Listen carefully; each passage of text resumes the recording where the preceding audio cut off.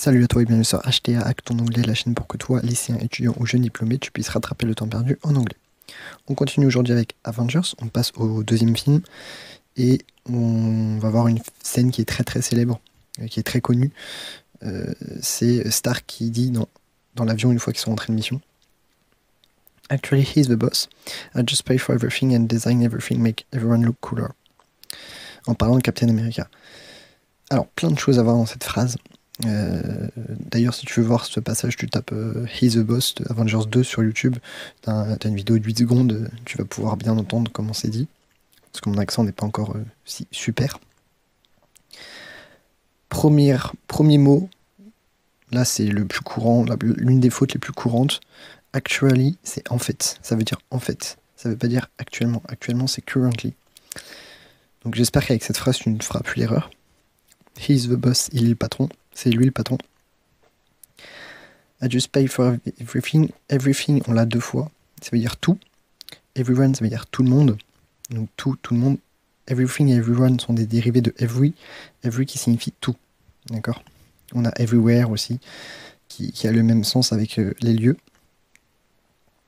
Design, créer, concevoir quelque chose. Alors, et le dernier point, je t'ai fait une vidéo récemment où je parlais de 13 Reasons Why, il me semble, sur every et ses dérivés, et je disais que il fallait mettre un verbe au singulier après every, et c'est vrai. Donc, si tu as remarqué, il n'y a pas de S à look.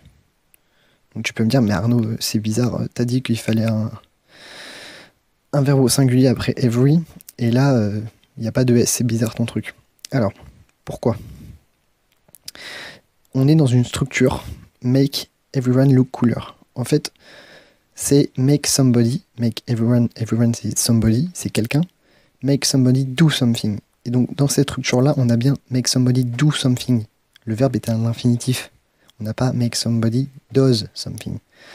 Donc, do something, là tu vas remplacer do par look, parce que dans ce genre de structure, il faut remplacer somebody par la personne dont tu parles, do par le verbe que tu utilises, et something par la chose en question. Ici, c'est couleur.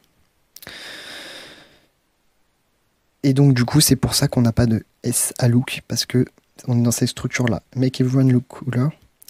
On est dans l'idée, make somebody do something, ça veut dire obliger quelqu'un à faire quelque chose. La contrainte de faire quelque chose.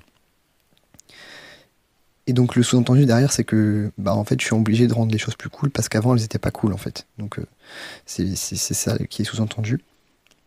Donc vraiment fais attention à ça.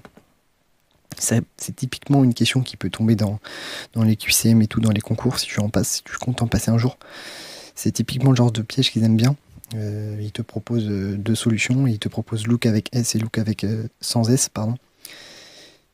Et jusqu'à peu, moi je me serais fait avoir également, j'aurais dit mais pourquoi il n'y a pas de S à look, c'est bizarre. Et en sachant ça, évidemment on se trompe plus. Donc, fais attention à ça, je t'ai mis un résumé ici.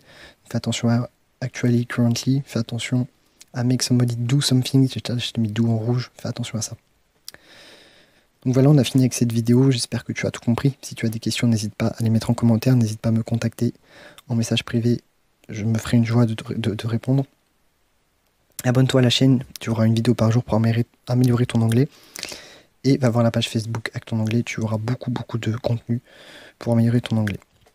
Je te souhaite une excellente journée, je te retrouve demain pour une nouvelle vidéo.